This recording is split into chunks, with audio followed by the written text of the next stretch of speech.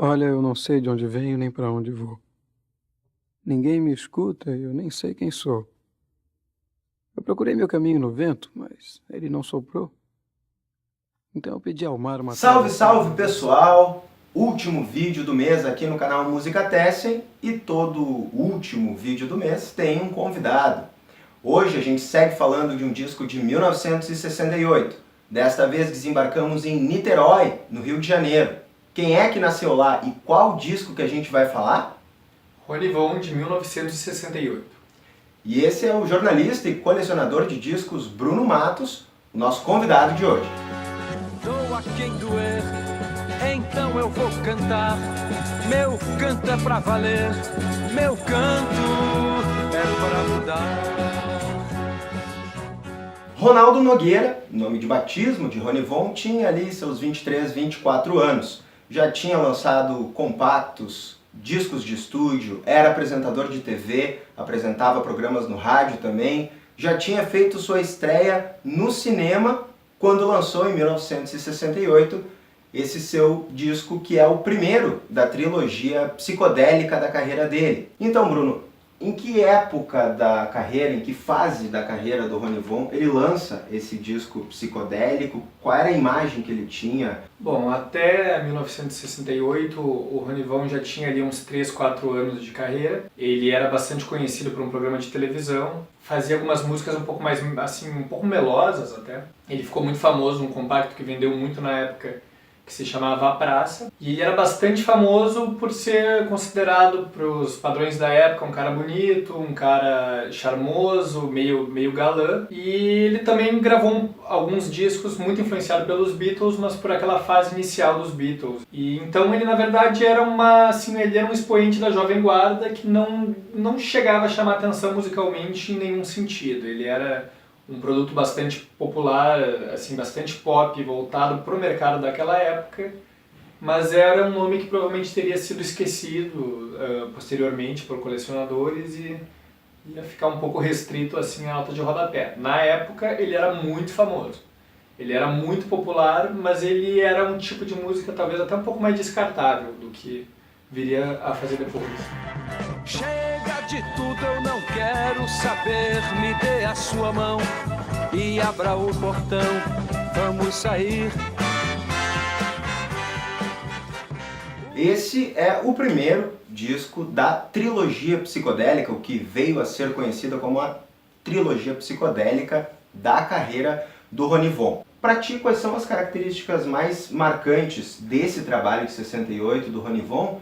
E aproveita e conta pra gente um pouco da tua experiência pessoal com esse disco. Bom, eu acho que a característica principal desse disco é o fato de que o Ronivon está fazendo aquilo que ele de fato desejava fazer até então. Hoje em dia ele é bastante lembrado ainda por ser um cantorzinho assim, um pouco mais, ter uma fase mais brega, que a gente hoje em dia consideraria brega, não do gênero brega, mas um pouquinho mais cafona, assim.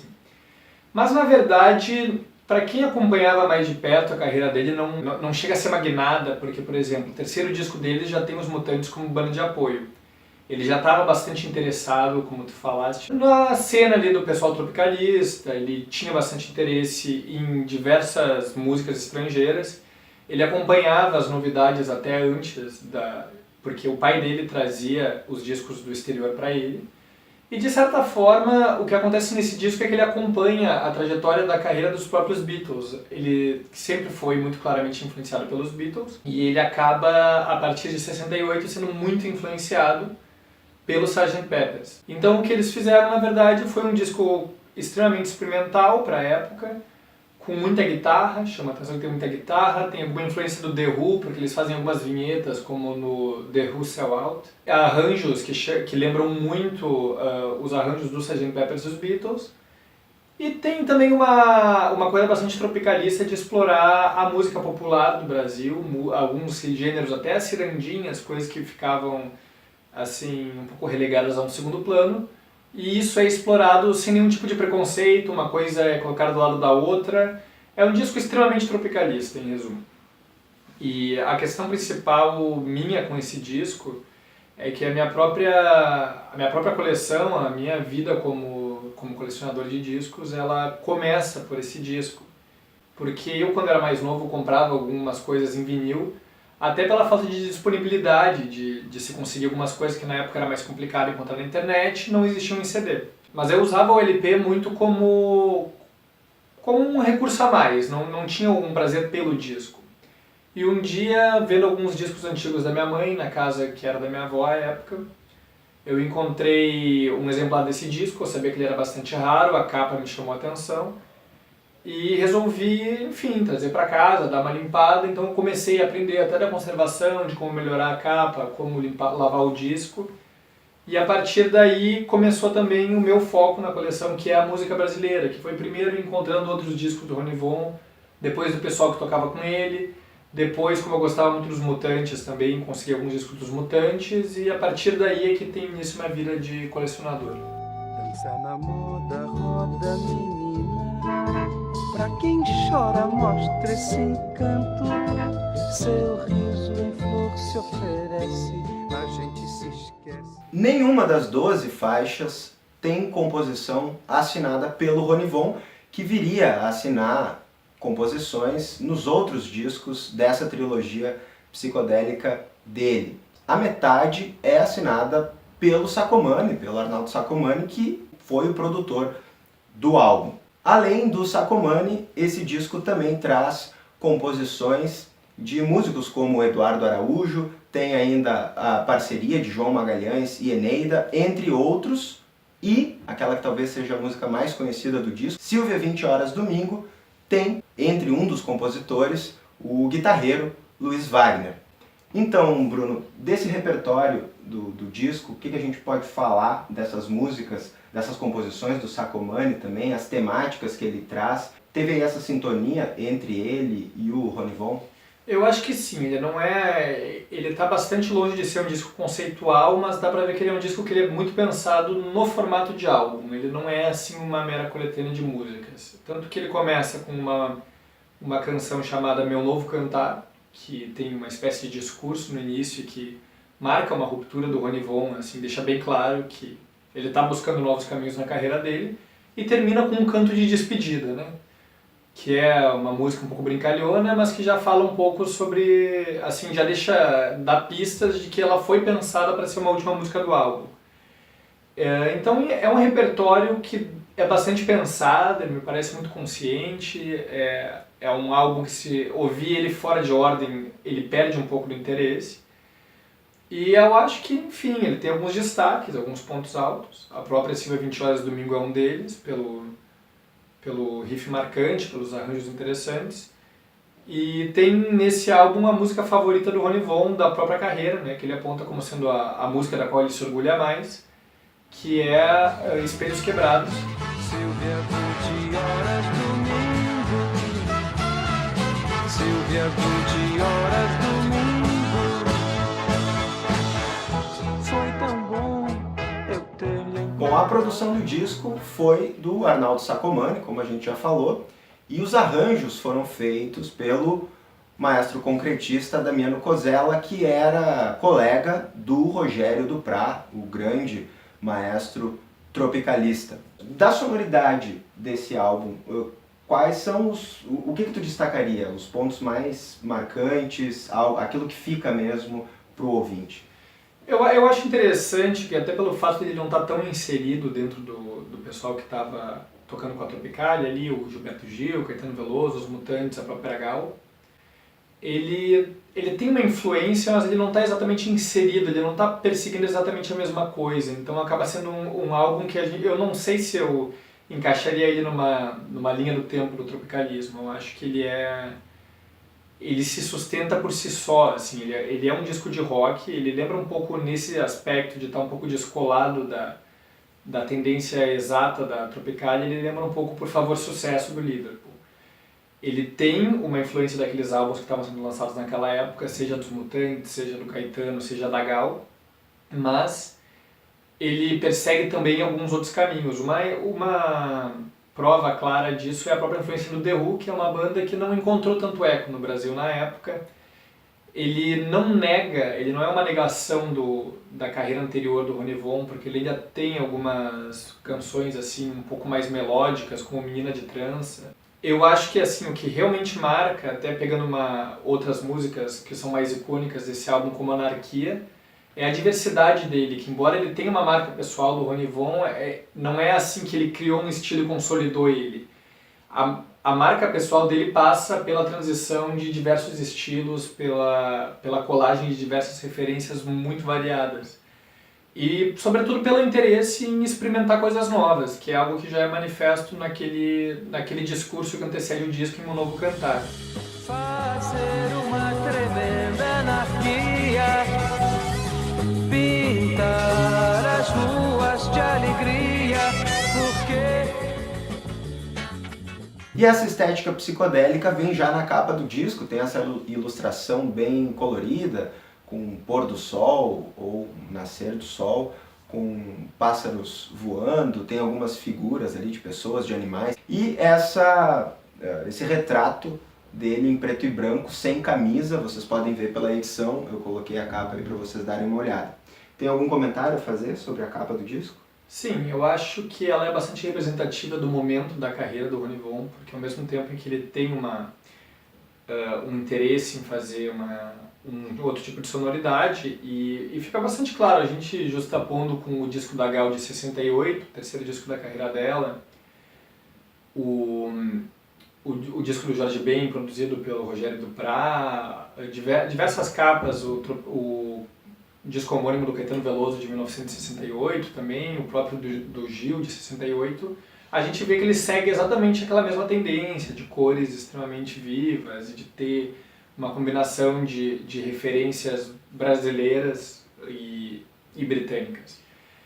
Mas tem a questão de que, embora ele tivesse liberdade para fazer o disco que ele quisesse, por estar sozinho no estúdio, no momento em que ele leva esse disco para ser lançado pela gravadora, é claro que houve algum tipo de imposição sobre a capa. E eu acho que a foto dele aparecer, e ela até parece um pouco descolada naquela capa, parece alguma coisa que foi colocada a posteriori, para mim pelo menos, que foi colada em cima da outra capa. Eu acho que isso talvez tenha sido alguma coisa de, olha, tu já está fazendo um disco que não é exatamente o disco que a gente gostaria que ele fizesse. Já está colocando uma capa que não é exatamente uma coisa muito vendável. Então vamos pelo menos colocar uma foto, porque o Ronivon vendia muito disco por ser considerado bonito na época. E eu acho que acabou pesando um pouco isso, assim, fica uma sobreposição do que era a carreira dele até ali, que era ser vendido como um rostinho bonito, no caso sem camisa, uma pose meio sensual, mas também mostra que, olha, ele está tentando seguir um outro caminho e essas duas coisas acabam se encontrando na capa do disco. Os discos psicodélicos posteriores já não vão ter isso. O disco seguinte, de 69, vai ser um desenho de influência cubista do rosto dele, e o de 70 já não tem mais esse tipo de referência, porque acredito que ele já tenha conseguido descolar daquela imagem que ele tinha até então, mas esse ainda é uma capa em que as duas coisas parecem estar coexistindo. É meu amor, meu canto é de despedida, o violão já deu saída, tenho uma canção sentida pra cantar em outro lugar. Bom, o álbum foi lançado em 68 pela Polydor. Recentemente, em 2013, foi relançada a trilogia psicodélica do Ronivon pela Polisson. O disco também está disponível no Spotify. Não só esse primeiro trabalho de 68, mas toda a trilogia psicodélica do Ronivon foi um fracasso de vendas. E ele acabou sendo redescoberto na década de 90, e aí passou a ser cultuado, e inclusive os LPs se tornaram itens de colecionador. Essa diferença na receptividade do álbum lá da época do lançamento para depois ser reconhecido, significa que ele foi mal compreendido? Não sei se necessariamente mal compreendido, eu acho que talvez tenha uma frustração de expectativa. O público que poderia se interessar mais por aquele tipo de música provavelmente teria um preconceito de comprar um álbum do Ronivon. E o público que já ouvia o Ronivon, acompanhava a trajetória dele até ali, talvez não tivesse tão aberto para o tipo de sonoridade que ele decide explorar. Então, na verdade, eu acho que são discos de ruptura. Ele, em algumas entrevistas, reclama também que a frustração da expectativa da própria gravadora acabou levando o álbum a ser um pouco relegado a um segundo plano, e ele muitas vezes assim, sugere que não houve divulgação suficiente do álbum. E talvez não tenha havido, talvez tenha sido um erro do direcionamento. Para o colecionador de disco de hoje em dia, acaba unindo mais de uma coisa, que é o aspecto lendário, dá uma certa aura de nossa, esse disco foi um fracasso na época, mesmo sendo bom. E o fato de que ele vendeu pouco significa que ele teve tiragens baixas, o que torna ele mais raro. Então tem uma causa e consequência. Consequência porque ele não foi tão vendido justamente por ter um tipo de sonoridade que era raro, que poucos músicos estavam fazendo e que não tinha um público consolidado. O colecionador, como ele olha muito em retrospecto, ele muitas vezes pode escolher entre discos de 60, 70 anos diferentes. Ele sempre busca exceção. O normal da maioria dos colecionadores é buscar o som que é exceção. Então, ele era um som que na época foi difícil de digerir porque ele não estava tão encaixado no que se fazia. Então, essa seria a consequência. A causa do sucesso dele entre colecionadores está ligado ao fracasso comercial, é que isso implica uma tiragem menor. E uma tiragem menor significa poucos discos disponíveis, poucos discos que sobreviveram todos esses anos e chegaram em bom estado até o dia de hoje. E no meu caso não tanto, mas muitos colecionadores, assim, às vezes mais do que um gosto pessoal, até o que influencia para ele estar interessado em um disco é o grau de raridade, o grau de dificuldade. Eu, embora não paute a minha coleção por isso, eu sempre digo que a grande graça de colecionador é os discos que tu não tem. Porque os que tu já tem, bom, tu ouve muito, claro, é um prazer ouvir música, mas essa é mais a parte do fã de música. A graça de ser colecionador é estar sempre procurando novos discos, descobrir novas coisas. Eu venho aqui para trazer o meu cantar. Eu venho triste, mas eu tenho meu lugar. Episódio do Música Testing com o convidado é o convidado que escolhe e diz qual é o destaque do disco. Qual é então, Bruno, o destaque de Rony Von, esse de 68? Bom, como eu já tinha dito antes, não vou ser eu a discordar do próprio artista, acho que Espelhos Quebrados é a música indispensável desse álbum. Que é uma música que, pra mim, ela é a música mais claramente influenciada pelo Sgt. Pepper's. Ela me lembra muito os arranjos de uma música chamada Being for the Benefit of Mr. Kite. A letra dela é extremamente interessante também. Ela é uma narrativa, uma descrição de um cenário que não faz muito sentido. E isso também é pensado de maneira intencional. O Rony Von comenta que a ideia dele ao desenvolver essa letra, ele colaborou junto com a letra, embora ele não seja um dos autores. Deu alguns pitacos, provavelmente mudou alguma coisa na hora de cantar. E ele diz que a ideia deles era transcrever uma pintura surrealista, que no caso não é uma pintura específica, mas recriar um cenário semelhante às pinturas do Salvador Dalí, mas em formato de música. E, enfim, acho que eles foram bem sucedidos nessa tentativa.